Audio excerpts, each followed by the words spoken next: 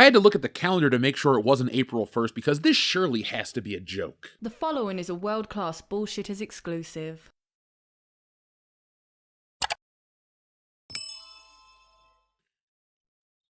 In 2015, Star Wars The Force Awakens debuted. The film was heralded as the return of the Star Wars franchise. While the series started off with a bang, each subsequent film brought in less money than the one before it. After 2019's Rise of Skywalker was released, fans were ready to say goodbye to this new corner of the galaxy. The films were heavily criticized for a multitude of reasons, including unlikable characters, silly action scenes, and laughable plots. The fanbase quickly moved on and the sequel trilogy was largely forgotten. That is, until today. When The Force Awakens was released, there was a hashtag Where's Rey? Well, here she is, and like Han Solo said, "That's what I always wanted." Daisy Ridley to reprise role as Rey in new Star Wars film set after Rise of Skywalker. I'm thrilled. Rey is making her return to the galaxy. On Friday, Daisy Ridley made a surprise appearance at Star Wars Celebration 2023 in London, taking stage in a red gown alongside Lucasfilm president Kathleen Kennedy, as the latter announced Ridley, 30, would be leading a new Star Wars film. The movie will take place after the events of 2019's Star Wars Episode 9, The Rise of Skywalker. Kennedy, 69, said at the event that it will be one of 3 in a new series, directed by James Mangold, Dave Filoni, and Charmin Obaid-Chinoy. Obaid-Chinoy, 44, said her movie, the one starring Ridley, will tell the story of rebuilding the new Jedi Order, according to Deadline. As for Ridley, who will return as her conflicted scavenger-turned-Jedi character Rey, she told the audience, "I am very thrilled to be continuing this journey." The journey ended, lady. Go home. The return of Rey means the return of the sequel trilogy. Fans had hoped online rumors of the sequel trilogy being erased were true. After the disappointment of those films, they were hoping to get away, but as Lucasfilm is known to do these days, they missed the point of Star Wars. Beyond the disappointment, fans are confused as to why this film. With everything else in the Star Wars galaxy to focus on, why Rey? One person knows why. Good old Kathleen Kennedy. Kathleen Kennedy is the president of Lucasfilm. Since 2013, Star Wars has been mismanaged. The tale of Lucasfilm versus the fans is as old as Kathleen Kennedy at time. With each disappointing release, fans get 5 more announcements that never come to fruition. Star Wars has had a recent string of major cancellations since Disney acquired Lucasfilm. Over 16 projects have been canceled, but those are just the publicly known ones, like the Rian Johnson trilogy, the Benioff and Weiss Star Wars project, and Patty Jenkins' Rogue Squadron. Internally, there are more. This is important because Disney CEO Bob Iger has publicly stated that Disney's main directive is profit. The announcement of this film at Star Wars Celebration means that Lucasfilm believes in this project, as they, Lucasfilm, pronouns pal, are a 2-property company, Star Wars and Indiana Jones. There are others like Willow, but Disney just canceled the Willow series on Disney+. If Indiana Jones 5 fails, will this film proceed as planned? Lucasfilm has made major announcements before, but they've canceled over a dozen projects. These canceled projects came from big names in the industry, so it can happen here again. Of all the announced Star Wars projects, this one has to be the most shocking because Rey was not a well-liked character. The fans rushed to the theaters to see Han Solo, Luke Skywalker, and Princess Leia, but were confused when the focus was on this new character who was untrained yet fluent in the Force, who within the span of a film received the Millennium Falcon, Luke Skywalker's lightsaber, and who defeated the bad guy on their first encounter. The next film made $750 million less than the previous one, and the last film barely made $1 billion. For context, Joker, a film that cost $64 million to make, made slightly more than The Rise of Skywalker, which cost an estimated $275 to $416 million. The Star Wars films were pricey endeavors for Disney that have paid smaller and smaller dividends. One has to wonder what they will think will change here. Fans are tuning out of The Mandalorian, more projects are getting canceled, and Star Wars lacks the excitement it once had. Based on Lucasfilm's history with the fans, this Rey film will see the light of day. It checks off all the boxes for them. Even if Indiana Jones 5 fails to connect with audiences, Lucasfilm will continue with this movie because of their ego and hubris. They're already preparing for the inevitable. During the festival, Ridley shared advice to other Star Wars franchise actresses and encouraged them to avoid the dark side of feedback. "The world is a crazy place," she told Variety. "It's important to tune this stuff out. Not just with Star Wars, but with everything," she continued. "You try and be in the moment and enjoy what it is because life moves quickly." Ridley's comments come as 2 actors are set to have starring roles in a pair of upcoming franchise series on Disney+. Amandla Stenberg, who identifies as non-binary, and The Acolyte, and Rosario Dawson in Ahsoka. Leslie Headland also developed The Acolyte, which is said to take place a century before the events of Star Wars Episode 1, The Phantom Menace.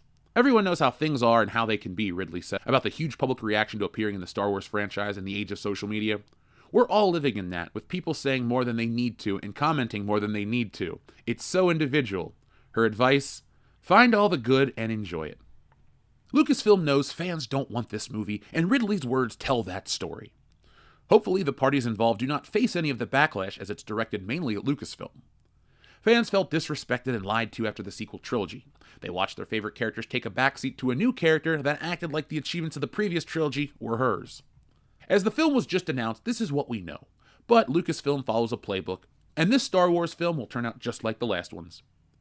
What they fail to realize is they cashed in on nostalgia and in the process ruined the franchise, which in turn turned off audiences. No one saw The Force Awakens for Rey. They saw it for Han Solo. No one viewed The Last Jedi for Rey. They went back to see Luke Skywalker. And even less people went back to The Rise of Skywalker. If the trajectory of the Star Wars films points straight down, why would anyone expect this one to be any different? The build to this movie will be the most interesting part. The people behind it do line up with Kathleen Kennedy's ideology. On Charmaine Obaid-Chinoy's Wikipedia page, it begins by saying she's a Canadian journalist, filmmaker, and activist known for her work that highlights the inequality for women. Her most notable work is Miss Marvel. The people that make this kind of entertainment tell the same story over and over again. With Rey back, Kathleen Kennedy in charge, and Obaid-Chinoy directing, the plot of this film becomes crystal clear.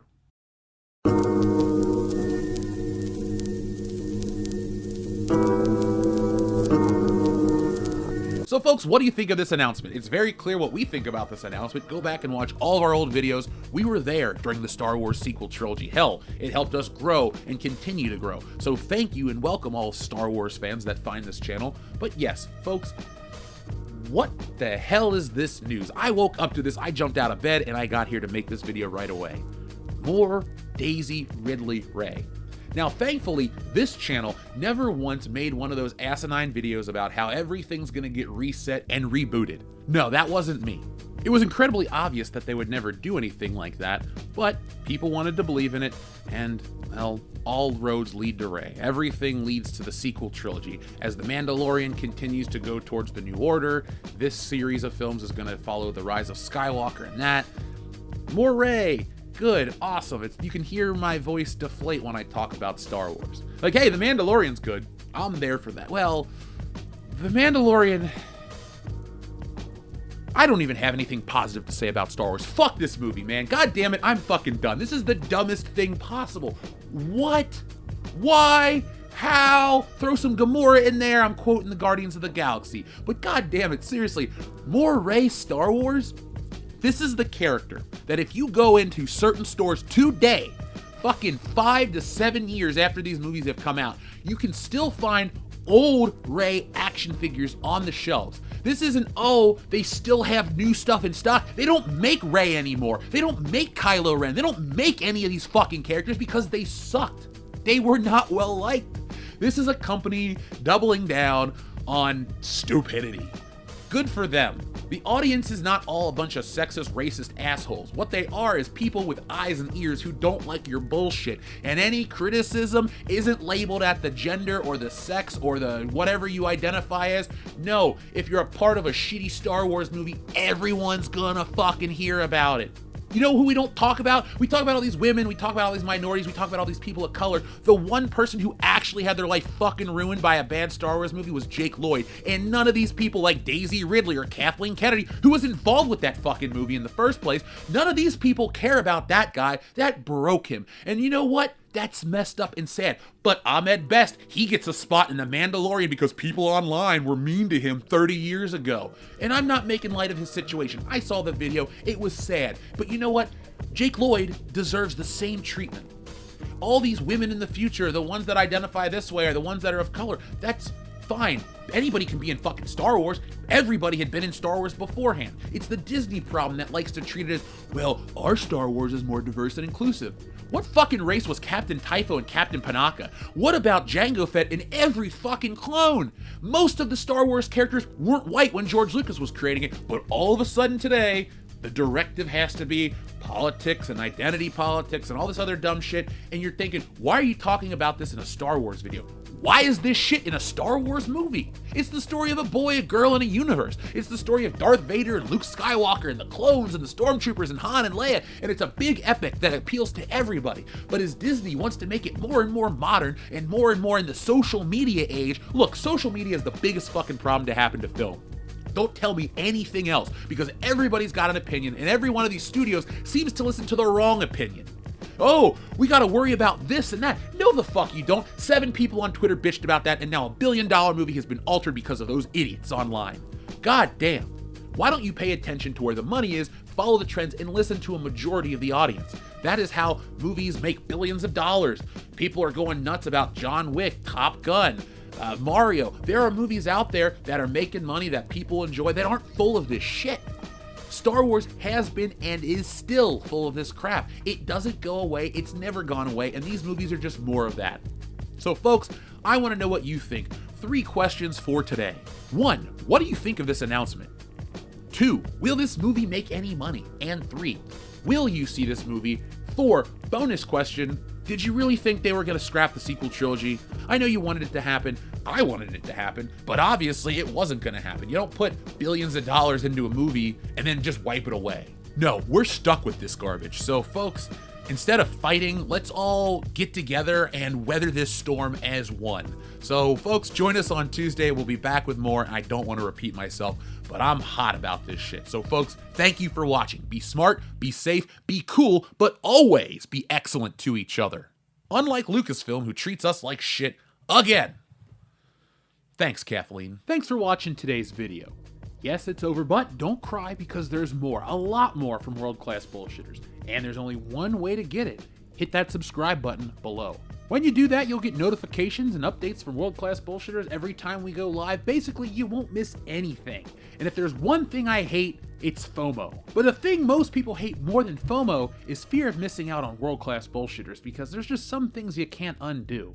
So folks, do yourselves a favor and never miss anything from World Class Bullshitters. One last thing before you go, hit the thumbs up button. Not for our egos, no, they're big enough as this, but it does help us fight the algorithm here, and well, it's man versus machine, and that's the real fight. But if that's not your battle, that's okay. There's one last way you can help WCBS, and that's going over to shopwcbs.com, picking up a t-shirt, a beer glass, a sweatshirt, a poster, all sorts of ways to back WCBS. The difference between us and other YouTube channels is I'm the artist that makes all this stuff, so if you enjoy art beyond t-shirts, you can even read our comic books. We got it all. We're called the epitome of pop culture for a reason, and no, again, it's not for our egos. So folks, make sure you're involved with every aspect of World Class Bullshitters, not just for us, but do it for yourself. We're making the change in entertainment everybody out there wants to see. And a special thank you goes out to all of our wonderful patrons who make this content possible. Go to patreon.com/worldclassbs to get involved and help out the channel.